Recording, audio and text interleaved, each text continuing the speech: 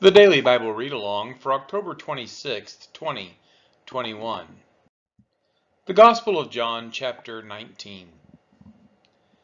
Then Pilate took Jesus and flogged him, and the soldiers twisted together a crown of thorns and put it on his head and arrayed him in a purple robe. They came up to him, saying, "Hail, King of the Jews!" and struck him with their hands. Pilate went out again and said to them, "See, I am bringing him out to you, that you may know that I find no guilt in him." So Jesus came out, wearing the crown of thorns and the purple robe. Pilate said to them, "Behold the man." When the chief priests and the officers saw him, they cried out, "Crucify him! Crucify him!" Pilate said to them, "Take him yourselves and crucify him, for I find no guilt in him." The Jews answered him, "We have a law, and according to that law he ought to die because he has made himself the Son of God." When Pilate heard this statement, he was even more afraid. He entered his headquarters again and said to Jesus, "Where are you from?" But Jesus gave him no answer. So Pilate said to him, "You will not speak to me? Do you not know that I have authority to release you and authority to crucify you?" Jesus answered him, "You would have no authority over me at all, unless it had been given you from above. Therefore, he who delivered me over to you has the greater sin." From then on, Pilate sought to release him. But the Jews cried out, "If you release this man, you are not Caesar's friend. Everyone who makes himself a king opposes Caesar." So when Pilate heard these words, he brought Jesus out and sat down on the judgment seat at a place called the Stone Pavement, and in Aramaic, Gabbatha. Now it was the day of preparation of the Passover. It was about the 6th hour. He said to the Jews, "Behold your king." They cried out, "Away with him! Away with him! Crucify him!" Pilate said to them, "Shall I crucify your king?" The chief priests answered, "We have no king but Caesar." So he delivered him over to them to be crucified. So they took Jesus and went out, bearing his own cross, to the place called the Place of a Skull, which in Aramaic is called Golgotha. There they crucified him, and with him 2 others, one on either side, and Jesus between them.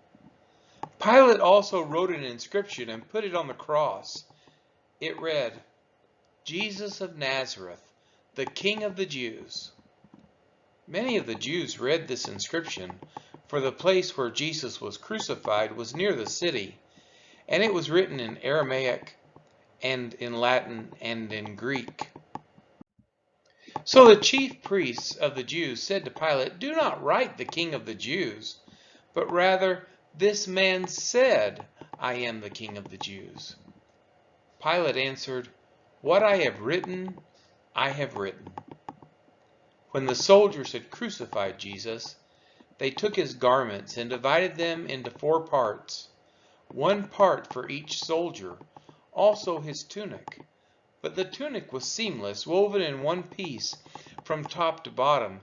So they said to one another, "Let us not tear it, but cast lots for it, to see whose it shall be."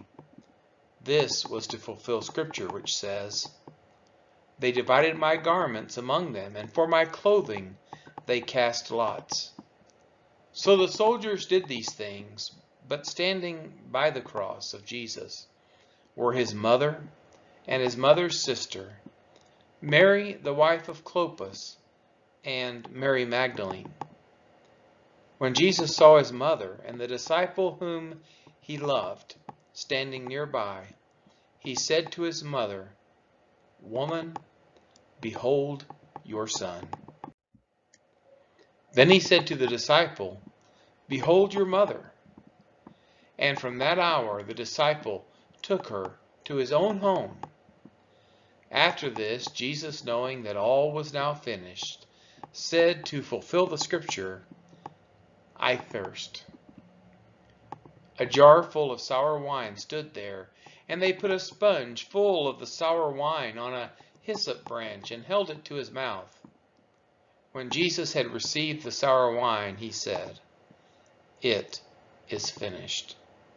And he bowed his head and gave up his spirit.